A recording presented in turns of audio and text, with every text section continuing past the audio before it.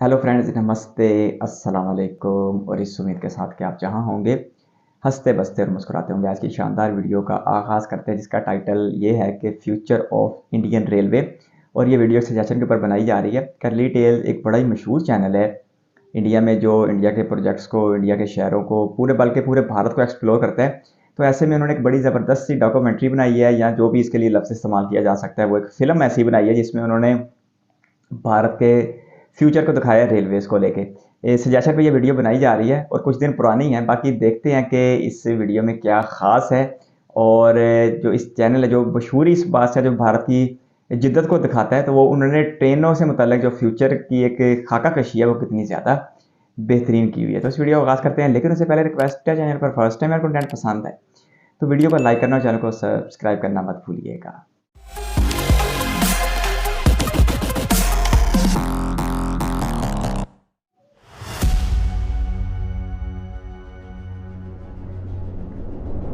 क्या आप भी मेरी तरह हैरान हैं कि आखिर इस ब्रिज को बनाया कैसे होगा?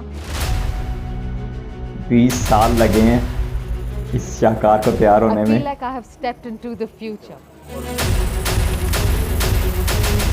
मैं बात कर रही हूँ इंडिया की सबसे पहली बुलेट ट्रेन की। लेकिन चिनाब ब्रिज तो बुलेट ट्रेन का हिस्सा नहीं है। Whatever I'm seeing around is way better than what I experienced in Japan, America or Europe.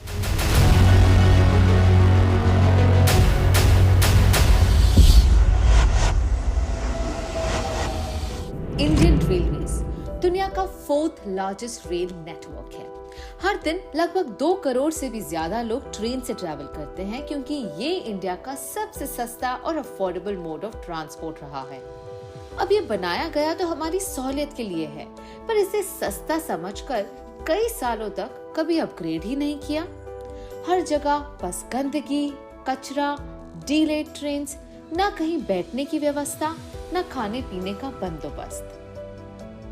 2013 के यूनियन बजट में इंडियन रेलवेज को लगभग 28,000 करोड़ रुपए मिले, पर पीएम मोदी के आने से हर साल रेलवे का बजट बस बढ़ता चला गया और 2024 में इंडियन रेलवेज को मिले 2,55,000 करोड़ रुपए।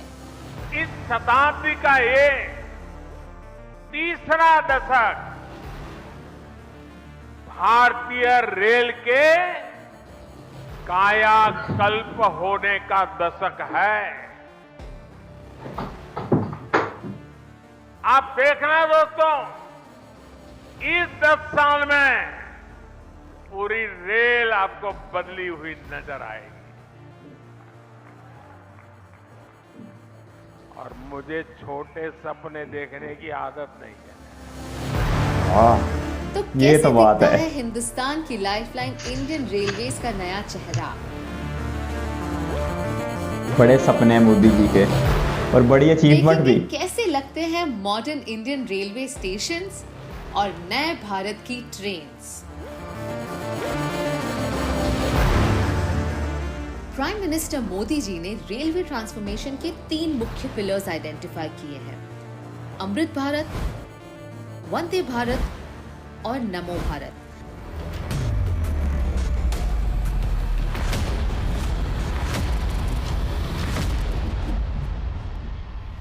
सबसे पहले बात करते हैं अमृत भारत स्टेशन स्कीम की।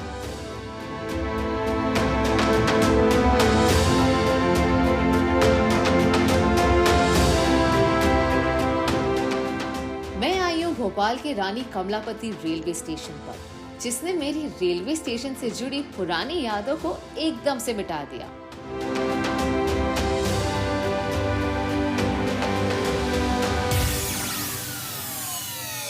मैं तो भीड़ से बचने के लिए पूरी तरह तैयार होकर आई थी, पर यहाँ तो कोई कंजेशन है ही नहीं। फ्री एग्जिट एंट्री पॉइंट्स, ना टिकट काउंटर पर कोई भीड़, ना कोई गंदगी या कचरा। इनफैक्ट यहाँ है cleanliness, green dustbin, clean toilets and digitization of tickets. मैंने तत्काल में टिकट्स बुक की और मुझे मिल भी गई। अमृत भारत स्टेशन स्कीम का मकसद है भारत के 1318 पुराने रेलवे स्टेशंस को अपग्रेड और मॉडर्नाइज करने का। इतनी बड़ी तादाद है नए स्टेशंस स्टेशंस की। पे आपको मिलेगा एयर कॉन्कोर्स, एक बिल्कुल सा ग्रैंड स्पेस जो हर प्लेटफॉर्म से कनेक्टेड है, और साथ ही यहाँ पर है lavish waiting areas, food court, kids play area, baby room, ATM, toilets, cloak rooms, dormitory. In fact अगर आप अपना बैग ना उठाना चाहें तो उसके लिए है लिफ्ट्स, एस्केलेटर्स या ट्रैवलेटर्स। मैं तो बहुत कंफ्यूज्ड हूँ कि ये रेलवे स्टेशन है या एयरपोर्ट। जबरदस्त है ये। साथ ही यहाँ हमेशा आपके और आपके सामान के लिए है सीसीटीवी सर्वेलेंस। स्टेशन की सबसे प्यारी बात मुझे ये लगी कि यहाँ स्पेशली एबल्ड पैसेंजर्स के लिए व्हील चेयर्स हैं, एक पाथवे बनाया हुआ है उनके लिए। हर तबके को सहूलत दी है। इतना बड़े होने के बावजूद मुझे व्हील चेयर में बड़े कंफर्टेबल और आसानी से बाहर तक लाया। अब मैं सीधे ओला कैब बुक करूंगा और उसके माध्यम से मैं घर तक चला जाऊंगा। क्या आप जानते हैं 13 लाख लोगों को एम्प्लॉयमेंट देने वाला इंडियन रेलवेज इंडिया का लार्जेस्ट और वर्ल्ड का 8th लार्जेस्ट एम्प्लॉयर है। स्टेशन के अपग्रेड होने से न सिर्फ रेलवे एम्प्लॉयज और यात्रियों का फायदा हुआ, बल्कि यहाँ रहने वाले लोगों का भी, और खासकर दुकानदारों का। रानी कमलापति स्टेशन कानकोस एरिया में मेरा फूड जोन है। मेरा बिजनेस में पहले 30% होता था, अब 70% मार्जिन हो रहा है मेरे को।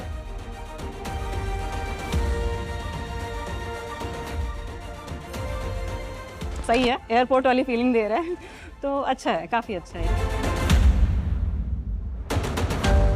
सुरक्षा हो, सुविधा हो, सफाई हो, सामंजस्य हो, संवेदना हो, सामर्थ्य हो, भारतीय रेल पूरी दुनिया में एक नया मुकाम हासिल करेगी। मॉडर्निटी के confidence साथ है यार। संस्कृति का खास ध्यान दिया गया है। हाल ही में लॉन्च हुआ अयोध्या धाम रेलवे स्टेशन इसका परफेक्ट एग्जाम्पल है, जहां बाहर का आर्किटेक्चर है इंस्पायर्ड राम मंदिर से, और अंदर आपको मिलेगी वर्ल्ड क्लास फैसिलिटी। बिल्कुल इसी तरह बन रहा है मदुराई जंक्शन, जम्मू तवी, एर्नाकुलम जंक्शन और Bijwasan railway station. In fact environment का स्पेशल ध्यान देते हुए असम का गुवाहाटी रेलवे स्टेशन भारत का सबसे पहला ISO सर्टिफाइड स्टेशन है, जो ऑलमोस्ट पूरी तरह से रिन्यूएबल एनर्जी पर चलता है। ये सत्या भाई ने बताया था कुछ दिन पहले ही। जबरदस्त। अब चलते हैं इंडियन रेलवेज की दूसरी पिलर की ओर, यानी वंदे भारत।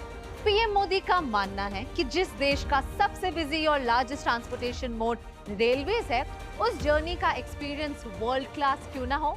ये पूरी तरह जानते हुए कि नए भारत को सिर्फ सस्ती चीजें नहीं, बल्कि एक अच्छा अनुभव भी चाहिए।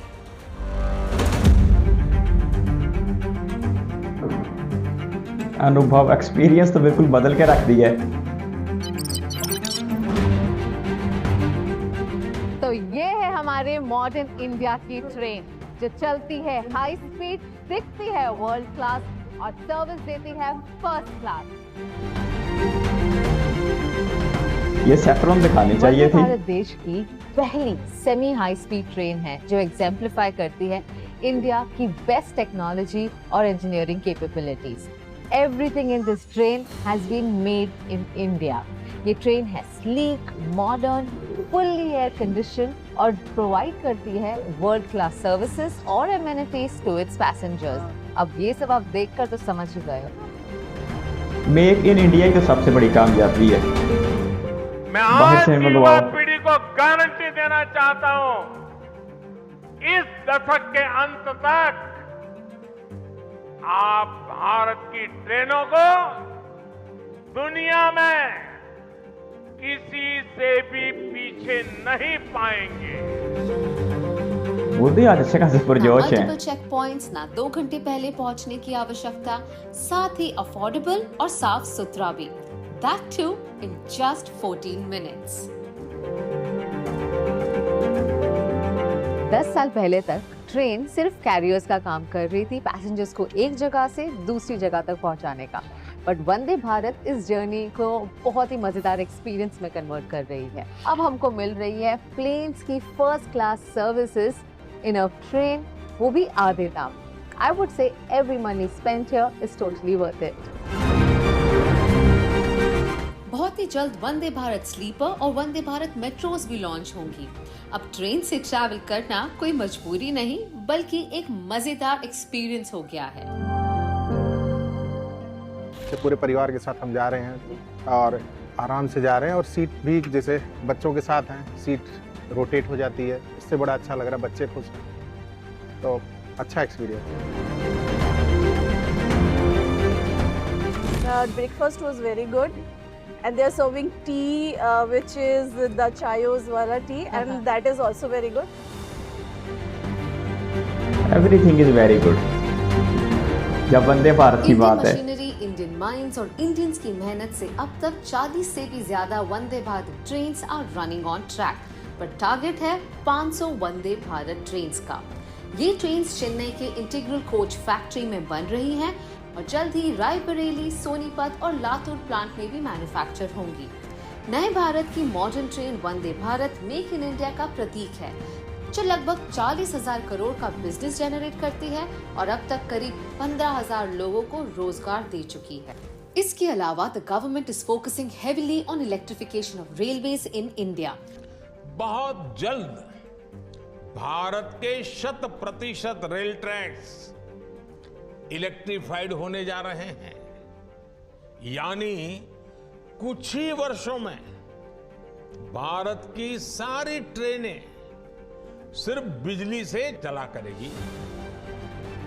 इसका मतलब ये ट्रेन अब कोल या डीजल पर नहीं बल्कि इलेक्ट्रिसिटी पर चलती हैं। ना पोल्यूशन, ना गाड़ी स्टार्ट और स्टॉप होने में कोई दिक्कत।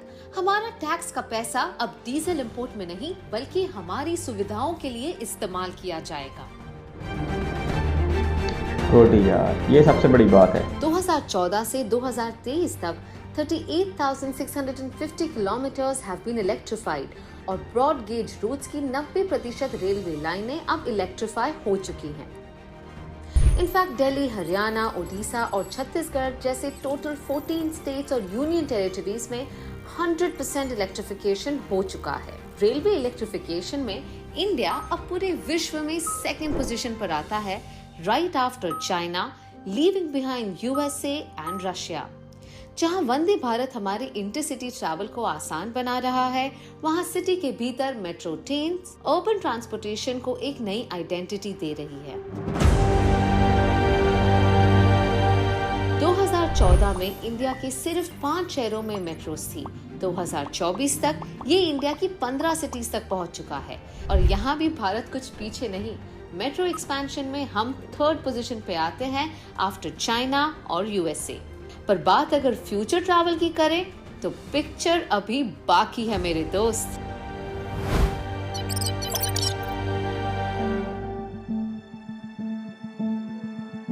मिलिए आकृति से।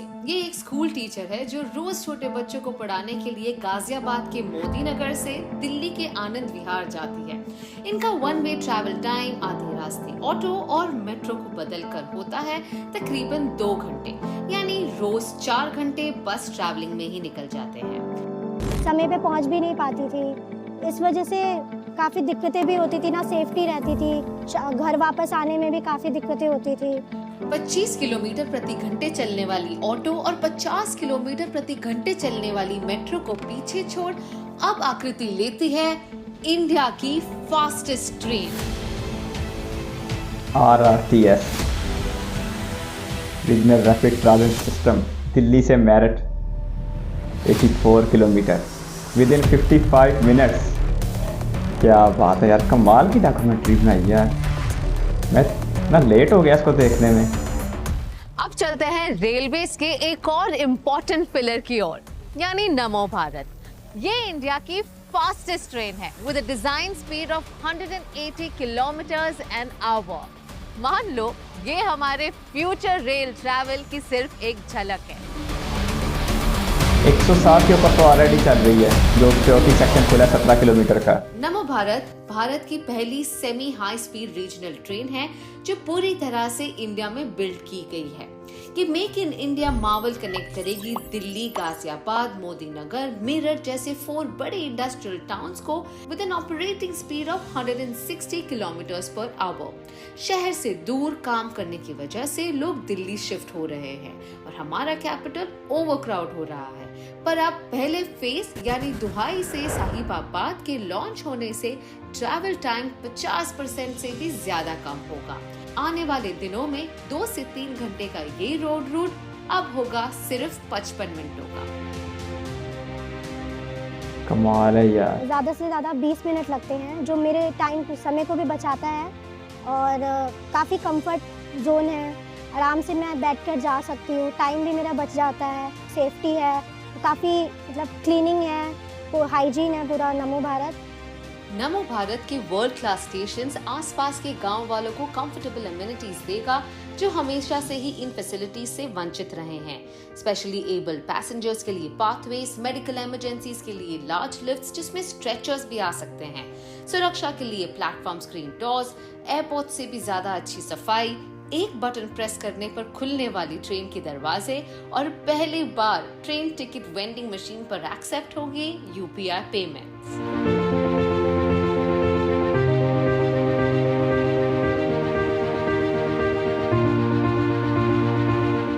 नमो भारत भविष्य के भारत की झलक है।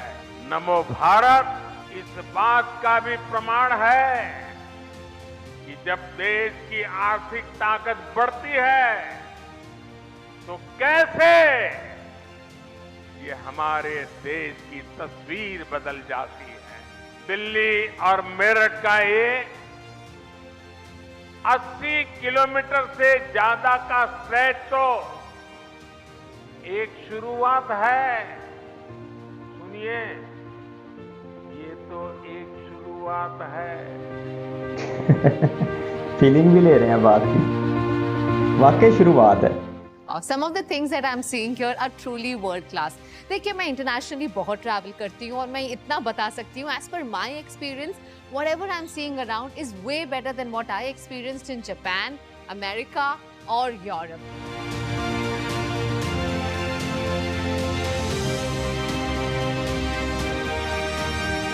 यानी अब भारत की टक्कर होने जा रही है। भारत की हर ट्रेन में है 6 coaches, 4 regular, 1 only for women. हर कोच पर आपको मिलेंगी चार्जिंग पोर्ट्स, लगेज रैक्स।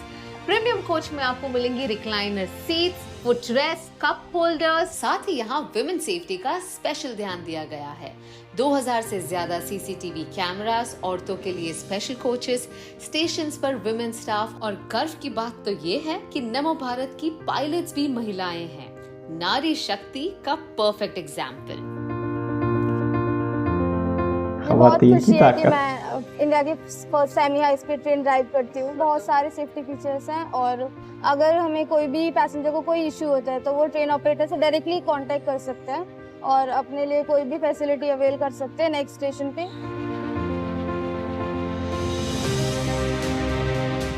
नमो भारत सिर्फ आपको एक जगह से दूसरी जगह तक पहुंचाने के लिए नहीं है, ये उन सारे रीजन्स को डेवलप करेगी जिससे अब दिल्ली बहुत ही आसानी से कनेक्टेड है। मैं देख रही हूँ यहाँ कई सारे गांव हैं, छोटे छोटे टाउन्स हैं, यहाँ के लोग अब दिल्ली बहुत ही आसानी से पहुंच सकते हैं। हालांकि दिल्ली मेरठ का एक्सप्रेस वे भी है, लेकिन दिल्ली, यूपी, हरियाणा और राजस्थान के अनेक क्षेत्र नमो भारत ट्रेन से कनेक्ट होने वाले हैं। इससे औद्योगिक विकास भी होगा और मेरे देश की युवा पीढ़ी के लिए, मेरे देश के नौजवान बेटी बेटियों के लिए रोजगार के भी नए अवसर बनेंगे। इकोनॉमी को तो बूस्ट मिलेगा दिल्ली एनसीआर में। मुंबई एमएमआर का मुकाबला होगा। स्कूल 2:30 ऑफ होता था पहले। बाय बस मैं 5:50 रीच कर रही थी घर पे, तो मेरे को इतना टाइम 2.5 आवर्स लगा था। But now take only 1 hour. पहले मेरे को जॉब में प्रॉब्लम था कि शायद मेरे को ड्रॉप करना पड़ता था, बट बाय द मेट्रो मेरे को ड्रॉप नहीं करना पड़ा। मेरे को बहुत कन्वीनियंट पड़ा and I am continue with my job. रुक्सी ऐसी की हजारों नई की नई सालियां। शादी हुई है पर जॉब वो कंटिन्यू कर रहे हैं और अभी उनका काफी वक्त बच रहा है ट्रैवल में, जो वक्त अभी वो अपने परिवार को दे सकते हैं। Am I right? Right, you are right. जिस कौम ने नौजवानों का सोचा है उसी कौम ने तरक्की की है। आज नमो भारत शुरू हुई है।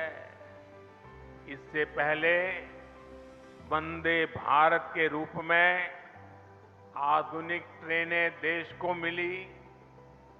अमृत भारत स्टेशन अभियान के तहत देश के रेलवे स्टेशनों को आधुनिक बनाने का काम भी तेज गति से चल रहा है।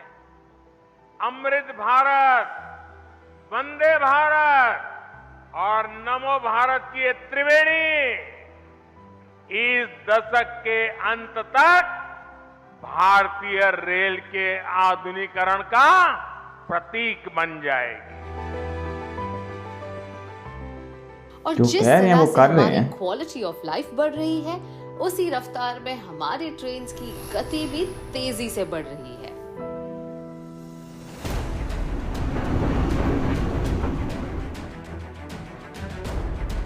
मैं तो इस इंडियन रेलवे की गोल्डन एरा कह रहा हूँ, जब से मैंने इसमें दिलचस्पी लेना शुरू की है। 1853 में चली भारत की सबसे पहली passenger train with the speed of 55 kilometres an hour. आज़ादी के अराउंड इसकी स्पीड बढ़ी to 70 to 80 kilometres an hour और कई सालों बाद 2019 में लॉन्च हुई Vande Bharat trains with an operating speed of 120 to 140 kilometres an hour. पिछले साल हमने देखा नमो भारत ट्रेन्स लॉन्च हुई है with a design speed of 180 kilometres an our, पर अब आ रही है एक ऐसी ट्रेन जो इन सबको पीछे छोड़ दे, क्योंकि इस ट्रेन की स्पीड होगी 320 किलोमीटर्स एन आवर। मैं बात कर रही हूँ इंडिया की सबसे पहली बुलेट ट्रेन की। 320 किलोमीटर तक, वो फिर मैक्सिमम होगी। ऑपरेशन तो 250 के आसपास है। हब्स को कनेक्ट करता एग्जिस्टिंग रोड जर्नी है 10 घंटों का। वंदे भारत से आप मुंबई से गांधीनगर पहुंच सकते हैं इन 5 आवर्स, पर बुलेट ट्रेन्स लॉन्च होते ही अहमदाबाद से मुंबई तक का डिस्टेंस कवर होगा इन जस्ट 2 आवर्स। वही 250 के आसपास ही एवरेज निकलेगी। 508 किलोमीटर का सफर है। मतलब जितना वक्त आपको नोएडा से गुड़गांव या बोरीवली से चर्चगेट तक लगेगा, उतने ही वक्त में आप अहमदाबाद से मुंबई पहुंच सकते हैं। यानी ब्रेकफास्ट में खाओ जलेबी फाफड़ा और लंच में खाओ वड़ा पाव। गुजराती और मराठी दोनों खाने बुलेट ट्रेन बगैर किसी वक्फे के। रहने वालों के लिए आम बात, बट हम इंडियंस के लिए it's truly a big leap of faith. और इसीलिए भारत की सबसे पहली बुलेट ट्रेन जापान के एक्सपर्ट्स द्वारा बन रही है। पर यहाँ के ट्रैक्स और टनल्स की टेक्नोलॉजी सारी मेक इन इंडिया का प्रतीक है। ये शायद पहली बार ही होगा कि हमारी ट्रेन एक अंडर सी टनल के द्वारा जाएगी। बुलेट स्टेशन के इस सफर पर सिर्फ होंगे 12 स्टेशन, 8 गुजरात में, 4 महाराष्ट्र में। पर ये सारे स्टेशन कल्चर, कनेक्टिविटी और टेक्नोलॉजी को एक साथ लाते हुए हमें मिलेंगे थीमैटिक स्टेशन। सिर्फ बुलेट ट्रेन ही नहीं, ये टर्मिनल भी खास है, हमारे फ्यूचर ऑफ ट्रैवल का perfect example. Sabarmati terminal, Gandhi ji भी बने हुए हैं। कनेक्ट होता है railway, roads, buses, metro, bullet train, साथ ही आपको यहाँ मिलेगा hotel, retail shops, food court, everything under one roof. ये है साबरमती का multi modal and commercial hub. मरकज बनाया है इसको। नेशनल मास्टर प्लान के द्वारा इंडिया में कई सारे मल्टी मॉडल हब्स बन रहे हैं, जो पैसेंजर्स को सिटी से सीमलेसली कनेक्ट करेगा। ये स्टेशन सिर्फ रेलवे की सुविधाओं तक सीमित नहीं रहेगा, बल्कि ये मल्टी मॉडल कनेक्टिविटी का भी हब होगा। यानी बस हो, मेट्रो हो, टैक्सी हो, ऑटो हो, यातायात के हर साधन यहां एक ही छत के नीचे कनेक्टेड होंगे। इससे यात्रियों को एक सीमलेस कनेक्टिविटी मिलेगी। यही मल्टी मॉडल कनेक्टिविटी है जिसे हम देश के हर शहर में विकसित करने जा रहे हैं। हर शहर में? क्या बात है फिर तो। इस टर्मिनल को देखकर समझ ही नहीं आ रहा इसे स्टेशन कहूँ या मॉल, होटल कहूँ या एयरपोर्ट। इतनी कंट्रीज ट्रैवल कर चुकी हूँ बट ऐसा मल्टी मॉडल कनेक्टिविटी हब कहीं नहीं देखा।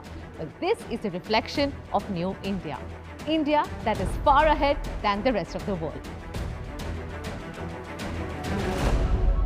ये तो काफी हद तक तैयार भी हो गया है अहमदाबाद में।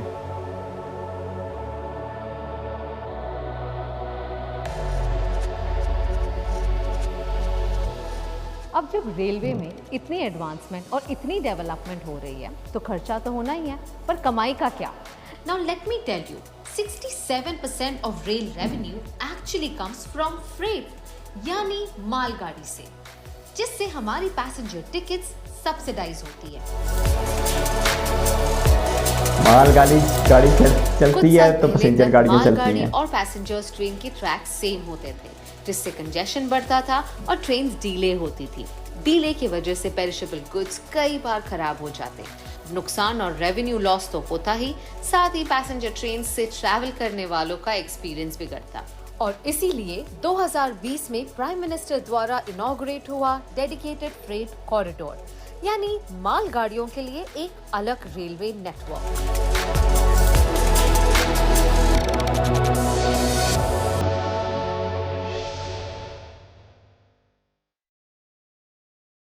उसका भी इतना वसी सिस्टम है।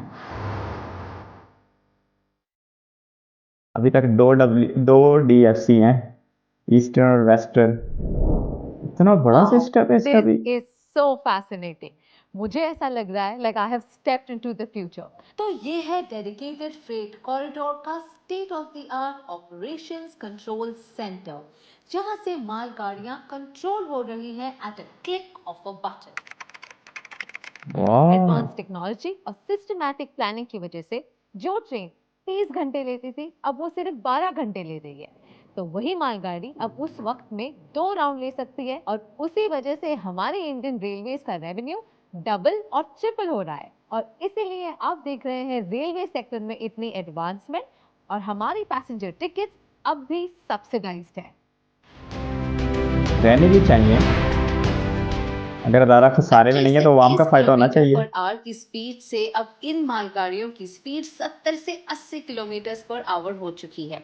इन मालगाड़ियों की स्पीड और कैपेसिटी की वजह से एक्सपर्ट्स का मानना है कि हर 1 किलोमीटर चलती ये फ्रेट ट्रेन रोड पर चलने वाले ऑन एन एवरेज 72 ट्रक्स को रिप्लेस करती है।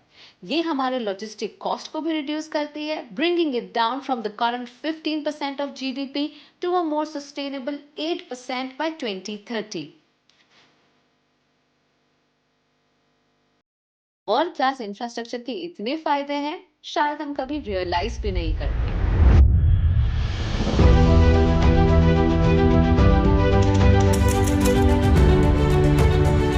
कश्मीर में आ गए, यहाँ तो चनाब ब्रिज में आएंगे। इंफ्रास्ट्रक्चर का फायदा तब जब डेवलपमेंट सिर्फ शहरों तक सीमित ना हो। हमें चाहिए कनेक्टिविटी भारत के हर कोने तक। इसलिए मैं आई हूँ एक ऐसी रेलवे ब्रिज पर जो ना सिर्फ जम्मू एंड कश्मीर के रिमोट विलेजेस को कनेक्ट करता है, बल्कि अपने आप में ही एक अद्भुत क्रिएशन है। This is world's highest railway bridge. Oh my God, वाकई एक शाहकार है सदी का। 1.3 किलोमीटर। क्या आप मानेंगे कि आजादी के 75 सालों बाद भी भारत में एक ऐसा स्टेट है जिसके 300 किलोमीटर तक की एरिया में कोई रोड या रेल कनेक्टिविटी थी ही नहीं? मैं बात कर रही हूँ जम्मू और कश्मीर को जोड़ता उधमपुर श्रीनगर बारामूला की 272 किलोमीटर की ये रेलवे लाइन, जो बहुत ही मुश्किल और चैलेंजिंग प्रोजेक्ट रहा है। उधमपुर से लेकर कटरा और बारामूला से लेकर बनियाल तक की तो रेलवे लाइन शुरू हो चुकी है, पर बीच में आए कटरा से लेकर बनियाल तक 111 किलोमीटर की इस टोपोग्राफी, ज्योग्राफिकल कंडीशंस, चट्टान और पहाड़ों की वजह से यहाँ रेलवे छोड़ो रोड भी नहीं था। पर हमारे प्राइम मिनिस्टर और इंडियन इंजीनियर्स ने प्रूव कर ही दिया, where there is a will, there is a railway. This is the world's highest railway bridge, the Chenab Bridge. Chenab नदी के तल से 359 मीटर्स ऊंचा, 1315 मीटर्स लंबा चेनाब रेल ब्रिज एक आइकॉनिक आर्च शेप में डिजाइन किया गया है। ये ब्रिज बनाने में 30,000 मेट्रिक टन स्टील का इस्तेमाल हुआ है, यानी आईफिल टावर से 4 गुना ज्यादा। चाहे टेम्परेचर -40 डिग्रीज हो या 260 किलोमीटर पर आवर की विंड स्पीड, और अंडर एक्सट्रीम सर्कमस्टांसेस 17 पियर्स में से एक पियर डैमेज होने पर भी ये ब्रिज टस से मस नहीं होगी। ट्रेन्स तब भी इस पर दौड़ेंगी at the speed of 100 kilometres per hour. Harsh weather conditions और टोपोग्राफी के अलावा इस ब्रिज को बनाने के लिए सबसे मुश्किल बात थी यहाँ तक इक्विपमेंट और कंस्ट्रक्शन मटेरियल लाना।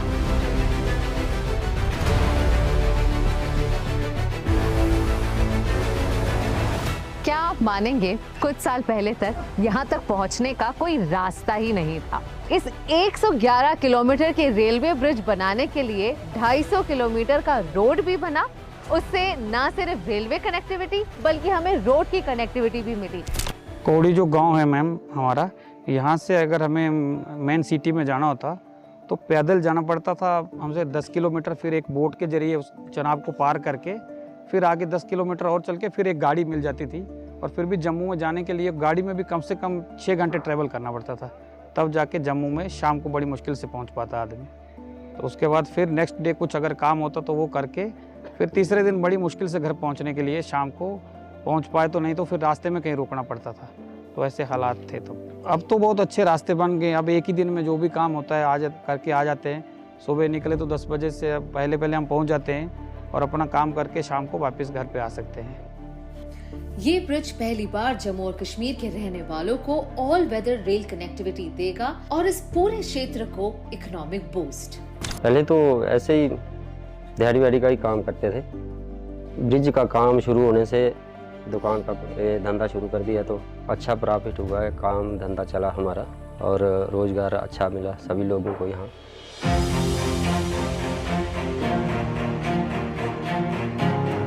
बक्कल से शुरू हुआ ये आर्च खत्म होता है कौड़ी पर, और अब मैं हूँ इस आर्च के फाउंडेशन पर।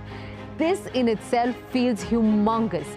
इस फाउंडेशन का विड्थ है 46 metres, which means 1/4 of the football ground. Wow, this is truly amazing. क्या दिमाग लगाया है हमारे इंडियन इंजीनियर्स ने।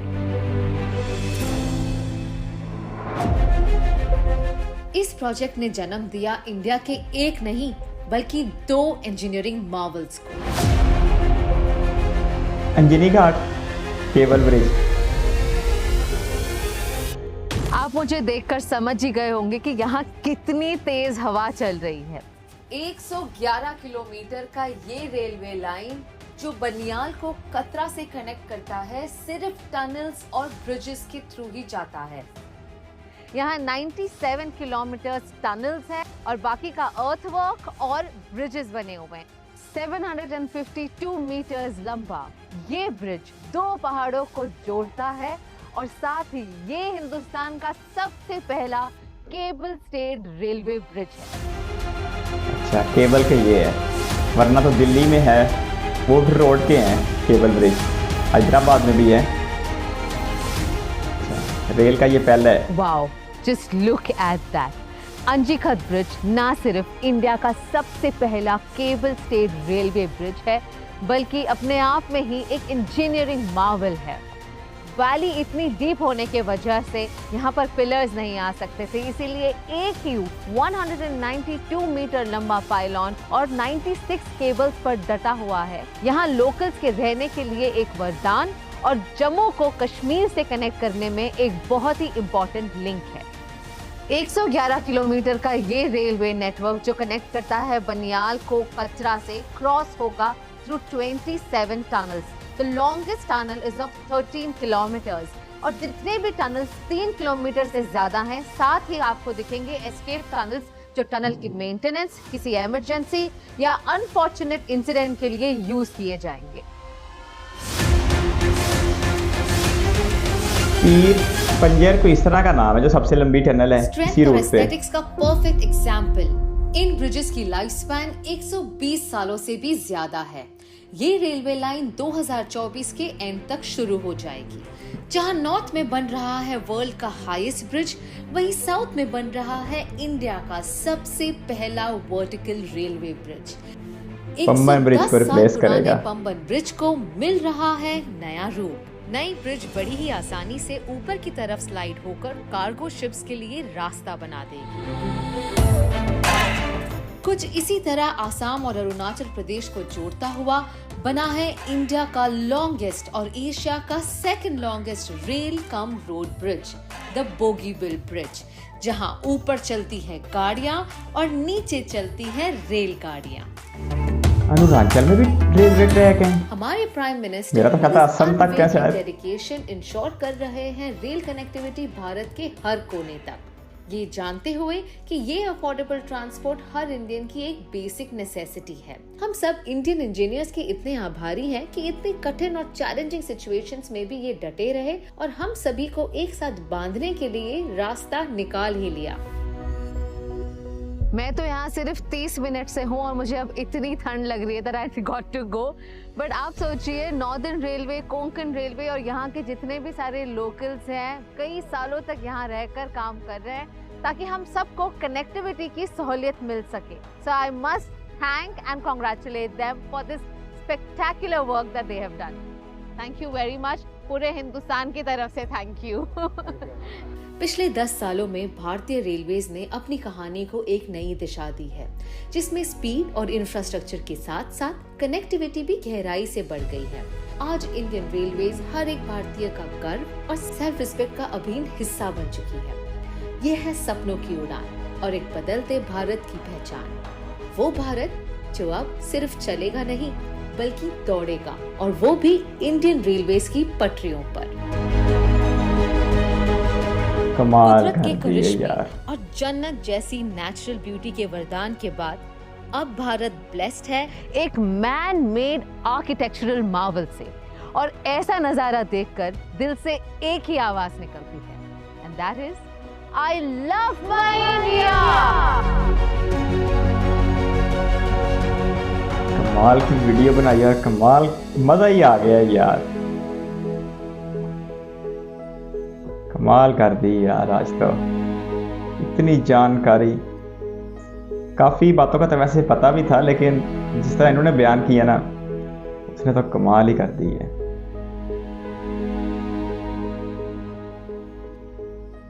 ओह माय गॉड, ये 37-38 मिनट की इस वीडियो में इतनी दिलचस्पी थी, जैसे लग रहा था जैसे कोई 2-2.5 घंटे की फिल्म होती है। कमाल करके रख दिया यार। मैं तो इस वीडियो की फीलिंग को इसलिए भी ज़्यादा ले सकता हूँ कि मुझे जितनी बातें इसमें बीच में बताई गई हैं उनके बारे में अच्छी खासी मालूमात है, और अगर मैं मखसूस तौर पर किसी एक टॉपिक के ऊपर बोलना शुरू भी करूँ तो आप बेहतर समझते हैं, अगर आप इस चैनल से बसते हैं तो आप बेहतर समझते हैं कि मैं किसी एक एक मौजू के ऊपर भी अच्छा खासा बोल सकता हूँ। लेकिन ये बात मुझे आज फर्स्ट टाइम पता चली है कि सरकारी तौर पर यानी ऑफिशियली 3 तरह से डिवीज़न की गई है, 3 तरह से 3 मखसूस किस्मों में इसका जो है विकास किया जा रहा है ट्रेनों का यानी रेलवेज़ का। एक तो उसमें अमृत भारत है, और अमृत भारत में इन्होंने स्टेशंस की कैटेगरी रखी है, जिसमें आगे चल के बात करते हैं। जिस तरह भी तरतीब उन्होंने तो बड़े ज़बरदस्त तरीके से बनाई है, और उनके साथ तो एक लंबा क्रू था और सारा आखिर में बताया जा रहा था कि कितने लोगों की मुआवनत शामिल है। लेकिन मैं तो खैर यहाँ पर अकेला ही हूँ, और जो भी मेरे दिमाग में चलता रहेगा मैं आपसे शेयर करता रहूँगा। हालांकि वीडियो भी अच्छी खासी लंबी थी। खैर, अगर आपको दिलचस्पी तो आप यहाँ तक बैठे होंगे यानी देखते होंगे। अच्छा, इसके बाद फिर उन्होंने एक तो हो गए अमृत भारत जिसमें स्टेशन की कैटेगरी है, फिर एक नमो भारत जिसमें RRTS की कैटेगरी है, और एक वंदे भारत। अब चलो अमृत भारत से शुरू कर लेते हैं। स्टेशन, वैसे मैंने आज तक सुना था कि तकरीबन 100 स्टेशन है जो आने वाले चंद सालों में यानी 2020 से 30 की दहाई में अपग्रेड किए जाएंगे। लेकिन यहाँ पर अब जो स्टेशनों की तादाद है वो तो 1000 के या शायद 1800 के आसपास बता रहे थे, लेकिन एक बहुत बड़ी तादाद बता रहे थे जिन्हें अपग्रेड किया जाएगा। और उन्हें ऐसा मामूली सा अपग्रेड नहीं किया जाएगा कि सिर्फ 2-4 बीच में दीवारें खड़ी कर दी और चलो जी स्टेशन अब नया हो गया, बल्कि उन्हें इतना ज़बरदस्त बनाया जाएगा कि अगर किसी ने कई सालों के बाद उस स्टेशन को विजिट किया तो उसे यकीन ही ना है कि हम उसी स्टेशन पे आए हैं। ख़ास तौर पर जो वीडियो ऑनर है ये मिसाल दे रही थी रानी कमलापति रेलवे स्टेशन का, और रानी कमलापति रेलवे स्टेशन भारत में smart city railway station project के तहत या अमृत भारत प्रोजेक्ट के तहत तैयार होने वाले पहले स्टेशन में से एक है। एक बेंगलोर का SMBT रेलवे स्टेशन तैयार हो चुका है, एक गांधीनगर का स्टेशन तैयार हो चुका है, और ये तीसरा रानी कमलापति का रेलवे स्टेशन तैयार हो चुका है। इसका पुराना नाम हबीबगंज रेलवे स्टेशन था और ये भोपाल से लेकर रेलवे स्टेशन है, और इसे जो अब जदीद बनाया गया है ये एयरपोर्ट की सहूलियात फराहम करता है। फुली एयर कंडीशन है, और इसके साथ साथ जिस तरह प्लेटफॉर्म्स को आपस में लिंक किया गया है वो भी बहुत ही शानदार तरीके से है।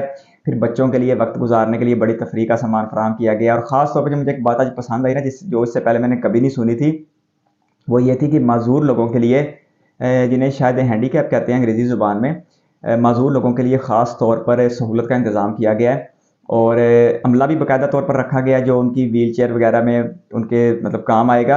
और दूसरे नंबर पर ख़ास तौर पर सीढ़ियाँ उनके लिए ऐसी बनाई गई हैं, उसको पता नहीं अंग्रेज़ी में क्या कहते हैं, जिसमें उनकी व्हील चेयर को आसानी से चलाया जा सके। और एक माजूर शख्स से बात भी की जा रही थी और वो इन सहूलियात को लेकर अच्छे खासे खुश भी दिखाई दे रहे थे कि पहले किस तरह उन्हें अपनी इस मोहताजी के साथ स्टेशन के धक्के खाने पड़ते होंगे, लेकिन आज उसी एक शख्स को, यानी उसी एक माजूर शख्स को कितनी ज़्यादा इज्जत के साथ एक सफ़र करने की सहूलत फराहम की जाती है। और इस वीडियो में जो मुझे ख़ास बात पसंद आ रही थी ना, वो भारत के नरेंद्र मोदी की तकरीर थी जो वीडियो में बड़ा तड़का लगा रही थी। और नरेंद्र मोदी का कॉन्फिडेंस देख के ना आज एक वाकई वर्ल्ड लीडर होने की एक आवश्यकता या एक जो एनर्जी है वो दिखाई दे रही थी। और उनकी मुझे बात यार बड़ी पसंद आई। उनके साथ सियासी इख्तलाफात अपनी जगह, कई बात में कई उनके विजन्स के ऊपर या कई उनकी सियासी तकरीरों के ऊपर इख्तलाफ हो सकता है, लेकिन उनकी ये बात बड़ी पसंद आई कि मुझे छोटे सपने देखने की आदत नहीं है और मैं हमेशा बड़े सपने देखता हूँ और उन्हें हासिल करने के लिए मेहनत करता हूँ। वाकई यार, अगर वार्ड नगर के स्टेशन में चाय बेचते हुए इस बच्चे ने बड़ा सपना ना देखा होता तो आज वो बतौर वज़ीर आज़म हिंदुस्तान इतनी बड़ी बात ना कर रहा होता और इतना मुकाम हासिल ना कर चुका होता। तो ये बात है ना, मैं बड़े सपने देखता हूँ, छोटे सपने देखने की आदत नहीं है। ये बात उन्होंने अपनी ज़िंदगी में साबित करके दिखाई है कि किस तरह वार्ड नगर के स्टेशन से चाय बेचने वाला बच्चा आज वज़ीर आज़म हाउस में है। और ऐसा नहीं है कि एक गैर मकबूल लीडर है, बल्कि अगर हम ना, मैं कोशिश करता हूँ कि मैं सिर्फ रेलवे के ऊपर ही रहूँ। ख़ास तौर पर हमें नरेंद्र मोदी के पिछले 10 साल देखें ना, 2014 से 2024 तक, तो इन्होंने 2-3 सेक्टर के ऊपर बहुत ज़्यादा काम किया है। इकानमी को समझते हुए या इकानमी को बेहतर करने के लिए जो इन्होंने रेलवेज़ को सपोर्ट किया ना, वो एक रिकॉर्ड हद तक बेहतर है। और जो बता रहे थे, अब मुझे एग्जैक्ट फिगर तो नहीं याद, लेकिन साल 2013 में कोई 38-50 हज़ार करोड़ के आसपास सालाना बजट बता रहे थे। यूनियन बजट जो आज 2024 में पिछले दिनों ही फरवरी में बजट आया वो 2,55,000 करोड़ आया। 8 से 10 गुना, तकरीबन 8 से 9 गुना बजट का इजाफा हो चुका है सिर्फ 10 सालों में। और इलेक्ट्रिफिकेशन की अगर आप बात कर लें तो इलेक्ट्रिफिकेशन 2013 तक कोई 50-60% के आसपास थी, अब वो 90% हो चुकी है। और 14 ऐसे यूटी और ऐसी स्टेट्स हैं जिनके अंदर ये इलेक्ट्रिफिकेशन जो 100% हो चुकी है। अच्छा, इसके बाद फिर अगर मज़ीद बात की जाए तो मेट्रो की बात की जा रही थी कि साल 2013 तक भारत के 5 शहरों में मेट्रो थी और आज साल 2024 में भारत के 17 या 18 शहरों में मेट्रो चल चुकी है। फिर इसके साथ साथ मेट्रो का नेटवर्क जो है बहुत तेज़ी के साथ फैल भी रहा है। तकरीबन 750 किलोमीटर के आसपास मेट्रो नेटवर्क बनाने की भारत में बातें हो रही हैं और शायद तकरीबन बन भी चुका है। मुझे अब कन्फर्म याद नहीं क्योंकि मेट्रो मैंने काफ़ी अर्से पहले देखी थी। 350 के आसपास दिल्ली का मेट्रो नेटवर्क होगा, 300 के आसपास मुंबई का होगा, बाकी भी जो 18-20 बड़े शहरों में मेट्रो चलाई भी जा रही है। अच्छा, इसके साथ साथ फिर अब नमो भारत पे आते हैं। वैसे इसका नाम जो आज तक चलता रहा था वो RRTS, दिल्ली मेरिट RRTS, यानी Delhi merit regional rapid transit system, लेकिन सरकारी तौर पर जो उसका नाम रख दिया गया ऑफिशियली वो नमो भारत रख दिया गया है। और नरेंद्र मोदी अपनी तकरीर के किस्से में बता रहे थे कि ये सिर्फ दिल्ली से मेरिट नहीं है, बल्कि यानी मेरिट तो हो गया ना यूपी में, पहले ये दिल्ली से यूपी को कनेक्ट करेगा, फिर दिल्ली से हरियाणा को, और उसके बाद फिर ये दिल्ली से राजस्थान, यानी दिल्ली NCR के जो सबसे 3 नेबर स्टेट्स हैं, यूपी, हरियाणा और राजस्थान, इनके जो मेजर शहर हैं, जो बड़े टाउन हैं इनके, उसको साथ कनेक्ट करेगा। फिर इस तरह वहाँ पर सर्विसेज सेक्टर बहुत ज़्यादा बेहतर होगा, इंडस्ट्री बहुत ज़्यादा बेहतर होगी। और पीछे अमली एक मिसालें दिखाई जा रही थी, एक स्कूल टीचर की मिसाल दिखाई जा रही थी, किस तरह एक RRTS का अफ्ताह होने से, एक RRTS के इस्तेमाल में आने से 2.5 घंटे का जो सफ़र है वो 50 मिनट पर सिमट आया है। तो ऐसे में जो वक्त है वो अपने परिवार को दिया जा सकता है, अपनी सेहत को दिया जा सकता है, अपने मुस्तकबिल को दिया जा सकता है, मज़ीद तरक्की की जा सकती है। तो यार कमाल है, नरेंद्र मोदी का जो नौजवानों को लेकर ख़ास तौर पर ट्रांसपोर्टेशन सेक्टर में काम करना है ना, इसने भारत की इकॉनमी में एक बूस्ट का किरदार अदा करना ही करना है। और दिल्ली एनसीआर में इन आरआरटीएस का इतना ज़्यादा फ़ायदा होगा कि ये मुंबई एमएमआर को टक्कर देने की पोजीशन में आ जाएंगे। ऐसा नहीं है कि सिर्फ ये जो 84 किलोमीटर का ट्रैक है ये सिर्फ सफ़र का एक ज़रिया बनेगा, बल्कि इसके दोनों तरफ में इंडस्ट्री लगाई जा सकती है। फिर इसके साथ साथ जो ज़मीन है उसकी वैल्यू में इजाफा भी होगा, और जब लोगों की पहुँच दिल्ली तक बहुत करीब होगी, यानी बहुत तेज़ी के साथ होगी और सस्ती होगी, यानी अफोर्डेबल प्राइस में होगी, तो फिर लोग अपना साजो सामान, अपना घर बार मोदी नगर से या मेरठ से और दिल्ली लाने की बजाय डेली सफ़र करने को तरजीह देंगे। तो ऐसे में जो भारत का दारुल हुकूमत है बहुत तेज़ी के साथ कंजस्टेड हो रहा है, उसके मसले के ऊपर भी काबू पाया जा सकेगा। और ख़ास तौर पर जो दिल्ली में आलूदगी का एक मसला हर साल स्मोक के मौसम में सर उठाता है, उसके सद्देबाब के लिए भी एक बड़ा चीज़ अच्छी साबित होगी। क्योंकि अगर आप दिल्ली से मेरठ के बीच ट्रैफिक देखते हैं ना, हालांकि मेरठ कोई बहुत बड़ा शहर नहीं है कि आप कहो कि ये मुंबई या कलकत्ता के लेवल का शहर है, लेकिन उसके बावजूद दिल्ली से मेरठ के बीच लोगों की हमदोरफ्त बहुत ज़्यादा है, जिसकी वजह बीच में ये है कि गाज़ियाबाद जैसा शहर भी पड़ता है, मोदी नगर जैसा टाउन भी पड़ता है। तो जो लोग हैं वो दिल्ली एनसीआर में काम करते हैं, बिल्कुल इस तरह जिस तरह मुंबई में नवी मुंबई, कल्याण, थाने वगैरह से लोग रोजाना की बुनियाद पर आते जाते हैं। तो दिल्ली एनसीआर का भी यही हिसाब है कि दिल्ली के इलाके में, वफाकी इलाके में इन शहरों के लोग काम करते हैं। तो वो फिर जब डेली बेस पे सफ़र करते थे, पहले अपनी प्राइवेट गाड़ी पे या ऑटो पे जो बताया जा रहा था, तो आलूदगी भी एक बहुत बड़ा बीच में आंसर बन के सामने आती थी और बड़ा मनफी पहलू बन के सामने आती थी। लेकिन अब उसके सद्देबाब के लिए भी आरआरटीएस एक मरकजी हैसियत, एक मरकजी किरदार अदा करेगा। 84 किलोमीटर का प्रोजेक्ट है, अब बार बार यहाँ दोहराने की ज़रूरत तो नहीं है। अगर आप पहले से जानते हैं मुझे, तो फिर आपको पता होगा कि मुझे ये ज़ुबानी बातें याद है कि 55 मिनट में तय किया जाएगा 84 किलोमीटर का फासला। 17 किलोमीटर दुआई से साहिबाबाद यानी गाजियाबाद के दोनों तरफ ऑपरेशनल हो चुके हैं। 180 किलोमीटर स्पीड है, 160 के ऊपर आज भी चल रहा है। मार्च 2025 में इसे मुकम्मल तौर पर 84 किलोमीटर के लिए खोल दिया जाएगा। और इसके बाद तो फिर नरेंद्र मोदी ने बता ही दिया कि हरियाणा और यूपी के भी नमो भारत चलाए जाएंगे। ये एक नई किस्म बनाई जा रही है ट्रांसपोर्टेशन की, जो कि बड़ी ज़बरदस्त बात है। अच्छा, इसके बाद फिर अब चलते हैं जी वंदे भारत पर। वंदे भारत जो साल 2019 में चली थी, तो भारत की पहली सेमी हाई स्पीड ट्रेन बन गई थी। 180 किलोमीटर के ऊपर चलती है, लेकिन 160 तक चलती है। ये बड़ी तल्ख हकीकत है। आज 19 से 24 आ गया, 5 साल गुजर के, लेकिन आज भी भारत में सिर्फ आपको एक वंदे भारत सफ़ेद वाली और एक वंदे भारत सैफरन ऐसी देखने को मिलेगी जो 160 के ऊपर चलती है। और वो भी अपने पूरे रूट को 160 पे कवर नहीं करती, बल्कि वो सिर्फ दिल्ली से आगरा का 180-190 किलोमीटर का सेक्शन कवर करती है। तो यार ये एक ऐसी कड़वी बात है ना, जो रेल फैन को सुननी भी चाहिए और माननी भी चाहिए कि वंदे भारत जिस मकसद के लिए चलाई गई थी ना, आज 5 साल के बाद भी वो मकसद पूरी तरह हासिल नहीं हो सका। हाँ, सफ़र का एक्सपीरियंस बहुत बेहतर हो गया। जिस तरह के वो मुसाफिर भी बता रहे थे कि हम फैमिली सफ़र कर रही है और सीटों की रोटेशन से फैमिली एक बिल्कुल अपने घर का माहौल बनना शुरू हो जाता है। ये सारी सहूलतें हैं, कोई शक नहीं, वर्ल्ड क्लास सफ़र है, रफ्तार अच्छी है। लेकिन जो रफ्तार के लिए बनाई गई थी ना, वो चीज़ अभी तक सही तरह हासिल नहीं की जा सकी 5 साल के बाद भी। तो ये यहाँ पर थोड़ी सी कमी है। लेकिन जब इसका स्लीपर वर्जन आएगा तो वो अपने अंदर इससे भी मज़ीद दौड़ने की सलाहियत लाएगा। लेकिन उसके साथ साथ ज़रूरी है कि अब ट्रैक को भी अपग्रेड किया जाए। और बड़ी अच्छी बात यह है कि वैसे तो बात से बात निकल रही है और शायद पता नहीं बात का कोई सिरा बन भी रहा है कि नहीं, लेकिन मैं अपनी से कोशिश कर रहा हूँ कि मैं बड़ी जामे गुफ्तगू करने की कोशिश करूँ। ये जो बजट हुआ है ना, इसमें ख़ास तौर पर ट्रैक के अपग्रेड करने के लिए एक बड़ा हिस्सा रखा गया, ताकि जो ऐसी ट्रेनें 160 के ऊपर चल सकती हैं जैसे गतिमान है, वो पूरे ट्रैक के ऊपर, पूरे रूट के ऊपर 160 के ऊपर चले, ताकि उसकी मुकम्मल अफादियत से फ़ायदा उठाया जा सके। तो अब इसके ऊपर भी काम शुरू होना है इस बजट के बाद से, ट्रैक की अपग्रेडेशन पे। तो ट्रैक की अपग्रेडेशन होगी तो ट्रेनें तो ऑलरेडी हैं 180 पे चलने वाली, 160 पे चलने वाली। तो ये फिर पूरे भारत में ना अचानक ही बूस्ट मिल जाना है। अगर जब ट्रैक अपग्रेड हो गए तो फिर भारत में साउथ ईस्ट, नॉर्थ वेस्ट हर तरफ 160 किलोमीटर की ट्रेनें देखना एक आम सी बात हो जानी है। तो वंदे भारत अच्छी है, बहुत अच्छी है। सैफरन वंदे भारत फिर सफ़ेद वाली वंदे भारत से भी बहुत अच्छी है। लेकिन ये आपको मानना पड़ेगा कि स्पीड को जो इसने टारगेट लेके आई थी ना, आज 5 साल के बाद भी वो हासिल नहीं हो सका। और उस तरफ अब तवज्जो देनी चाहिए और अमली तौर पर वो तवज्जो शुरू भी कर दी गई है। अब स्लीपर क्लास की बात करें ना, स्लीपर क्लास की मार्च अप्रैल 2024 की डेट थी, लेकिन अभी तक नहीं आ रही। लेकिन 120 स्लीपर क्लास जो हैं वो बनाई जाएंगी। रशियन कंपनी के साथ भी 80 का एग्रीमेंट है, 80 ट्रेनें बनाने का, और 40 जो ट्रेनें हैं वो भारत में लोकली तैयार की जाएंगी। हालांकि जो वंदे भारत है वो मुकम्मल तौर पर आज तक मेक इन इंडिया है और यही उसकी सबसे बड़ी कामयाबी भी है। लेकिन जो स्लीपर है उसके लिए किसी रशियन कंपनी का ताउन हासिल किया गया। मुकम्मल ताउन नहीं है, ज़्यादातर हिस्सा जो है वो भारतीय इंजीनियर्स का ही रहेगा, खासतौर पर ICF का रहेगा जिसने पहली बार इसको बनाया था। लेकिन इसमें जो है ना रशियन कंपनी का भी तामुल लिया गया, मैंने ऐसा एक वीडियो में देखा सुना था। तो अगर इस वंदे भारत की बात की जाए तो साल 2019 में चली थी। पहली चली थी दिल्ली से वाराणसी और फिर दूसरी चली थी दिल्ली से कटरा। अभी तो खैर कटरा की तरफ भी आना है। वीडियो इतनी लंबी है, मेरे पास बोलने के लिए इतना कुछ है कि मैं बस दिल कर रहा है मैं नॉन स्टॉप बोल ही जाऊँ क्योंकि मुझे इस मालूमात को सुन के मज़ा इतना आया। इतनी जामे किस्म की इन्होंने वीडियो बना दी, सारी मालूमात एक जगह इन्होंने जमा कर दी। तो इसलिए तो मेरे पास बड़ी अच्छी खासी अट्रैक्शन है और मैं जब तक मुझे आता रहेगा जहन में मैं तब तक बोलता रहूँगा। अच्छा, दूसरी कटरा की तरफ चली, फिर उसके बाद एक लंबा अरसा खामोशी छा गई। फिर अचानक रवाज चल गया 2022 में वंदे भारत चलाने का।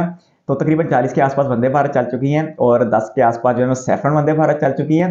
तो वंदे भारत का ये सफ़र जारी है, लेकिन वंदे भारत के सफ़र को मज़ीद तकवीत मिलेगी और मज़ीद इसका जो फ़ायदा होगा वो होगा जब ये स्लीपर वर्जन में आएगी, क्योंकि अभी भी ना 7-8 घंटे तक ये सफ़र करती है मैक्सिमम। जो अपना लंबा सफ़र है शायद दिल्ली से वाराणसी वाले 7-8 घंटे ही ले जाती है। तो ऐसे में 7-8 घंटे इस तरह एक सीट पे बैठ के जाने की पोजीशन जो है वो थका देने वाली होती है। तो इसी सूरत हाल के लिए जो है ना स्लीपर बनाई जा रही हैं। और वंदे भारत की जब भी बात करता हूँ ना तो मुझे एक बात ख़ास तौर पे याद आती है कि वंदे भारत ऐसी ट्रेन थी जो अहमदाबाद से गांधीनगर से मुंबई वाली वंदे भारत है जो वेस्टर्न घाट से गुजरी थी बगैर किसी इजाफी लोकोमोटिव के। हालांकि उस सेक्शन के ऊपर लोकोमोटिव लगाने पड़ते हैं। अब आप कहेंगे बिल्कुल गैर मुतलका बात कर दी, तो मुतलका इसलिए है कि उस ट्रेन को इस तरह बनाया गया, उसके अंदर इतनी शक्ति है कि वो बगैर इजाफी किसी सहारे के वो घाट सेक्शन क्रॉस करती है और चल रही है। अब तो खैर हमें वंदे भारत जगह जगह देखने को मिल जाती है।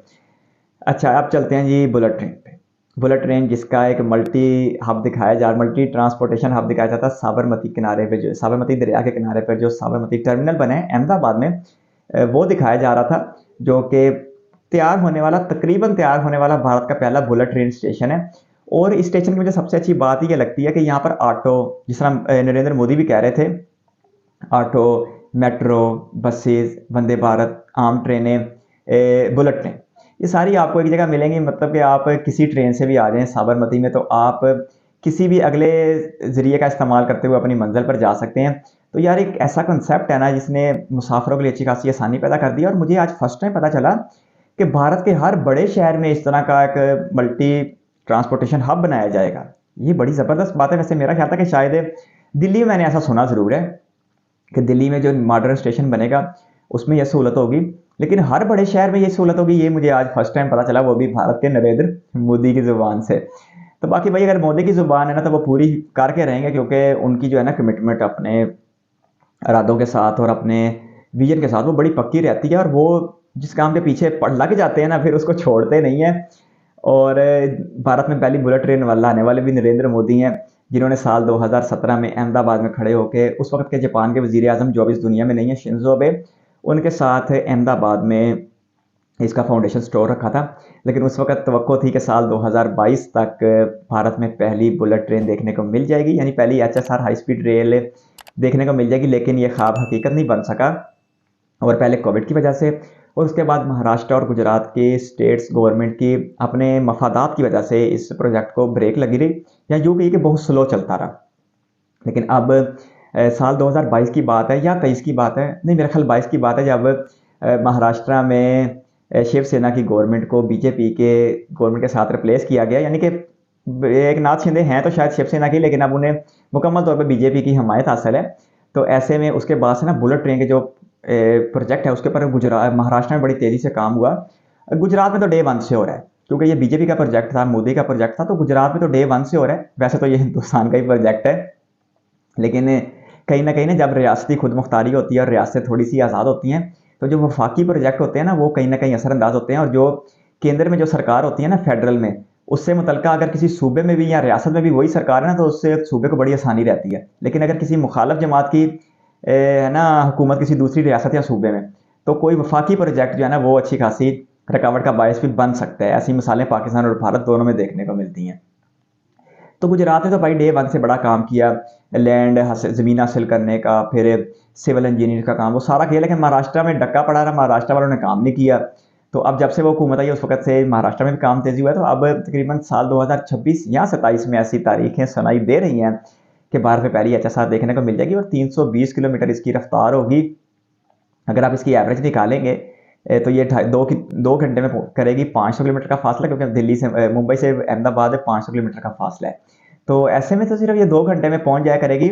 हाँ, इसका किराया शुरू में अच्छा खासा ज़्यादा होने वाला है। वैसे मैंने एक वीडियो में बहुत पहले की बात है, कुछ 2-3 साल पहले की बात है, देखा था तो 5000 के आसपास इसका किराया बता रहे थे। तो किराया तो फिर खैर इसका ज़्यादा होगा ही सही, लेकिन जो लोग बिजनेस की नीयत से सफ़र करेंगे, कारोबार की नीयत से सफ़र करेंगे, तो उनके लिए तो इसको कोई अफोर्ड करना ज़्यादा मुश्किल नहीं हो पाएगा। और ये जो कनेक्टिविटी है 2 घंटे में, ये जहाज़ से भी तेज़ होगी, क्योंकि अगर आप मुंबई के छत्रपति शिवाजी महाराज इंटरनेशनल एयरपोर्ट पे जाते हैं या गुजरात के इंटरनेशनल एयरपोर्ट पे आते हैं, वैसे मुझे गुजरात के इंटरनेशनल एयरपोर्ट का नाम पता नहीं, शायद सरदार वल्लभ भाई पटेल हो, बहरहाल मुझे पता नहीं। तो वहाँ पर अपना सामान क्लियर करवाते हुए, फ़्लाइट का इंतज़ार करते हुए और फ़्लाइट के सारे चौंचले करते हुए और उसके बाद फिर वापस उतरते हुए और फिर सामान क्लियर करवाते हुए और सारे मामला करवाते करवाते आपको इतना टाइम लग सकता है कि आप 2 घंटे से ज़्यादा का वक्त गुजर जाए। ऐसा मेरा ख्याल है, क्योंकि अगर आप घर से घर तक का फासला डालें ना तो टाइम इतना लगता है। और वही जो है स्टेशन, जो एयरपोर्ट जो है वो आमतौर पर शहर से बाहर होते हैं, तो शहर के अंदर फिर आते हुए जो वक्त ज़ाया करना है वो अलग है। लेकिन जो ये बुलेट ट्रेन के स्टेशन है, ये साबरमती बिल्कुल अहमदाबाद का मरकज़ है या अहमदाबाद में बिल्कुल करीब करीब है। इसी तरह जो मुंबई के एंड पे बुलेट ट्रेन का स्टेशन बनेगा वो भी बिल्कुल मुंबई में बीच होगा। तो जो ना एयर ट्रैफिक जो है वो भी कम होगी और जो मोटे पैसे कमाने वाली भारत की फ़ज़ाई कंपनी है उनको भी एक अच्छा खासा धचका लगने का अमकान है। बिल्कुल इसी तरह जिस तरह WDFC पे चले जाते हैं, और WDFC की थोड़ी सी बात कर लेते हैं कि जब ये बात बता रहे थे ना कि भारत के रेवेन्यू बढ़ेगा, भारतीय रेलवे का रेवेन्यू बढ़ेगा, और एक अंदाजे के मुताबिक हर 3 में से 2 रुपये जो कमाता है वो फ्री ही कमाता है, ताकि जो है वो मुसाफिर बरदार ट्रेनों के लिए सब्सिडी दी जा सके। तो ऐसे में अगर एक ट्रेन, फ्री ट्रेन जब 72 ट्रकों के बराबर का सामान लेके जा रही है, तो जो आजकल गुड्स ट्रांसपोर्ट का बिजनेस कर रहे हैं उनके लिए भाई खतरे की एक घड़ियाल जो है ना अच्छा खासा बजाया जा चुका है कि भाई अब बिजनेस अपना चेंज करने का सोच लो, क्योंकि जिस तेज़ी के साथ WDFC या EDFC का विकास हो रहा है, आने वाले दिनों में तो लोग ट्रकों को भूल जाएंगे, और जब उन्हें ट्रेनों के जरिए सस्ता, तेज़ और महफूज रास्ते से अपना माल फराहम करने का मौका मिलेगा तो वो लोग उसको प्रायोरिटी देंगे, क्योंकि कहीं ना इसमें हुब्बुल वतनी का यानी अपने वतन से मोहब्बत का भी एक अंसर पाया जाता है। किसी प्राइवेट को देने से उसकी जेब में जाता है, उसका बिजनेस बढ़ता है। हालांकि वो टैक्स देता है थोड़ा बहुत, लेकिन अगर किसी सरकारी महकमे को दो और वहाँ पर ट्रांसपेरेंसी से काम भी हो रहा हो तो फिर वो घूम फिर के आवाम पे लगता है। तो ऐसे में जो है ना गुड्स ट्रांसपोर्ट वालों को एक बार अच्छा खासा झटका लगने के लिए वो तैयार हो जाए। लेकिन मुझे भी आज एक बड़ा झटका लगा कि मैं इतने अरसे से WDFC और EDFC को कवर कर रहा हूँ, लेकिन मैंने आज तक ये कंट्रोल रूम ही नहीं देखा। ये तो बिल्कुल एक नई दुनिया है। और वैसे ना मुझे काफ़ी पुरानी, कुछ 6-8 महीने पहले की बात है, मैंने इस तरह का कमेंट पढ़ा था कि शायद ना कानपुर के आसपास ये बनाया गया है, इसका जो है कमांड सेंटर बनाया गया है। बहरहाल वैसे मैंने कभी आज तक देखा नहीं था, ये कमेंट मेरे जहन में अब आ रहा है तो मैं आपसे शेयर कर रहा हूँ। अब अगर WDFC की बात करें तो यार आपने मेरे मुँह से वैसे कई बार सुना होगा, दिल्ली के आसपास शुरू होता है, इधर JNPT जवाहरलाल नेहरू पोर्ट तक आएगा। EDFC की बात करें तो लुधियाना से हल्दिया पोर्ट कलकत्ते तक जाए, वेस्ट बंगाल तक जाएगा। तो ऐसे में 1500 किलोमीटर का WDFC और 1300-1400 किलोमीटर का EDFC है। और रास्ते में जितनी भी इंडस्ट्री लगी हुई है उनका माल पकड़ेगा, एक्सपोर्ट करेगा पोर्ट तक, और जो इंपोर्ट होकर माल आएगा किसी भी इंडस्ट्री का पोर्ट से उठाएगा और पूरे भारत में फैलाएगा। तो ज़बरदस्त मंसूबा है जी इनके लिए। अलग रास्ते बना देना, इससे मुसाफिर बरदार ट्रेनों की जो है फ्रीक्वेंसी भी बहुत बेहतर हो जाएगी, और जो है वो भारतीय रेल को जो है रेवेन्यू भी बेहतर हो जाएगा, और डबल बेहतर होगा, ट्रिपल ऐसे बेहतर, कई तरीकों से बेहतर होगा। एक तो जब पहले ट्रेन 25-30 किलोमीटर 40 किलोमीटर फी घंटा करती थी, आज वो 70-80 किलोमीटर कर रही है, यानी कि वो अपने दुगने वक्त का इस्तेमाल कर रही है। तो जब रफ्तार बेहतर होगी तो यकीनी तौर पर जो है लोग इंडस्ट्री मालकान है उनका इन्हिसार जो है वो WDFC और EDFC पे बढ़ेगा, जो कि at the and Indian railways को कमा के देने का बायस बनेगा। चले जाते जाते यार अब तो थोड़ी सी बात चनाब ब्रिज पे कर लें और अंजनी घाट के ब्रिज पे कर लें, जो भारत का पहला रेल ब्रिज है जो केबल पे बनाया जा रहा है। हालांकि भारत में रोड ब्रिज ऐसे हैं जो केबल पे बने हुए हैं, लेकिन ये पहला ट्रेन का ब्रिज होगा जो इस तरह बनाया जा रहा है रेल का। और इसके साथ साथ दुनिया का शाहकार चनाब ब्रिज जो दरिया चनाब किनारे के ऊपर बनाया जा रहा है, 359 मीटर हाइट है, यहाँ 1178 फीट की हाइट है, 1.3 किलोमीटर इसकी लेंथ है, और ट्रेन इसके ऊपर 100 किलोमीटर फी घंटा की रफ्तार से दौड़ेगी। और ये BSRL Baramulla Srinagar rail line उसका हिस्सा है। और बस ना कटरा से बनिहाल तक का बीच में सेक्शन था जिसे मुकम्मल करना था, और ये मुमकिन हो पाएगा इस तरह के ब्रिजेस की वजह से। और मैं तो इसके बाद फैक्ट्स सुन के हैरान रह गया था कि इसमें 4 गुना ज़्यादा बता रहे थे, एफल टावर से ज़्यादा इसमें जो है वो स्टील लगा हुआ है। फिर -40 से लेकर -40 डिग्री सेंटीग्रेड का दर्जा हरारत हो या 220 किलोमीटर फी घंटा की रफ्तार से चलने वाली तेज़ हवाएं हों, ये ब्रिज खड़ा रहेगा। और अगर इसके लाइफ स्पैन की बात की जाए तो 120 साल का इसका लाइफ स्पैन बताया जा रहा है। तो यार कमाल है। अब मैं कहाँ से बात करूँ, मतलब कि आप कई बार वैसे सुन भी चुके होंगे। 111 किलोमीटर के इससे इलाके में 98 किलोमीटर के आसपास या 90 किलोमीटर के आसपास सिर्फ टनल्स ही हैं, बाकी ब्रिजेज़ हैं। तो यार ये जदीद दुनिया का एक मौजज़ा बनेगा और आने वाले वक्तों में बताया जाएगा। जिस तरह आज हम कोंकण की बात करते हैं या फिर वेस्टर्न घाट की बात करते हैं कि वहाँ पर ट्रैक इतने मुश्किल से बिछाए गए होंगे, तो आज से 150 साल बाद मुमकिन है हमारे बाद वाले भी, मतलब इंडिया में रहने वाले बच्चे बात करें कि उनके बड़ों ने ये कितना ज़्यादा शाहकार तैयार किया था कि जब दुनिया का सबसे ऊंचा रेल ब्रिज पहली बार भारत में बना था, यानी चेनाब ब्रिज। तो ये एक प्राउड होगा। इतना आसान नहीं था इसे बनाना, इसके लिए पूरा एक रोड नेटवर्क बिछाया गया 250 किलोमीटर का।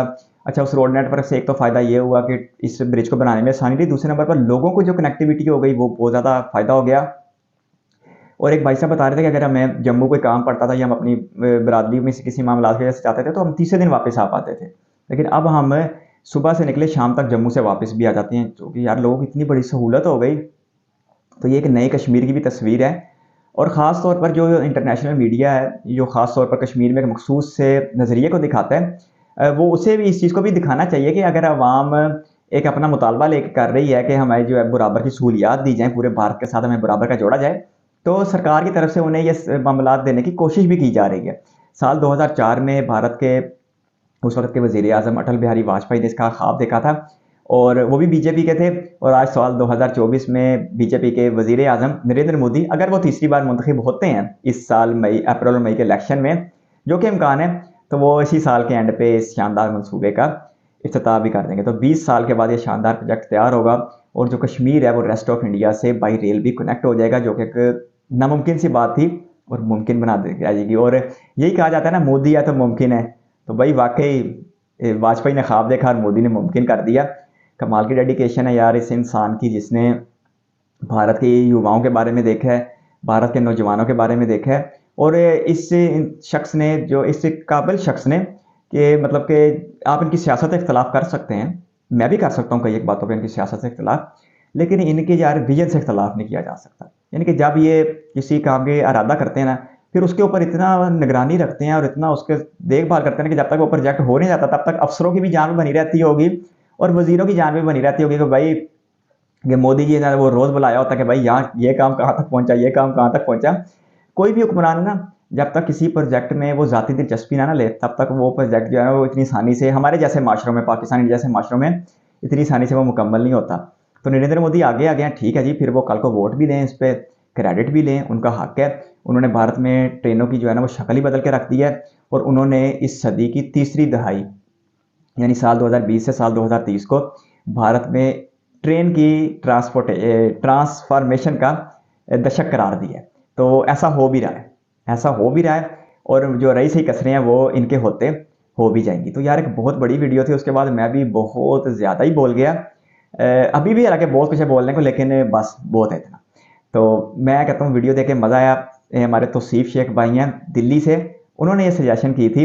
मैं उम्मीद करता हूँ कि वो मुझे बर्दाश्त करते हुए यहाँ तक इस वीडियो को देख रहे होंगे। अगर देख रहे हैं तो कमेंट ज़रूर कीजिएगा और आप किस तरह का कंटेंट देखना चाहते हैं कमेंट बॉक्स में आप भी अपनी सजेशन दे सकते हैं। इस वीडियो को यहाँ तक देखने के लिए आपका बहुत बहुत शुक्रिया।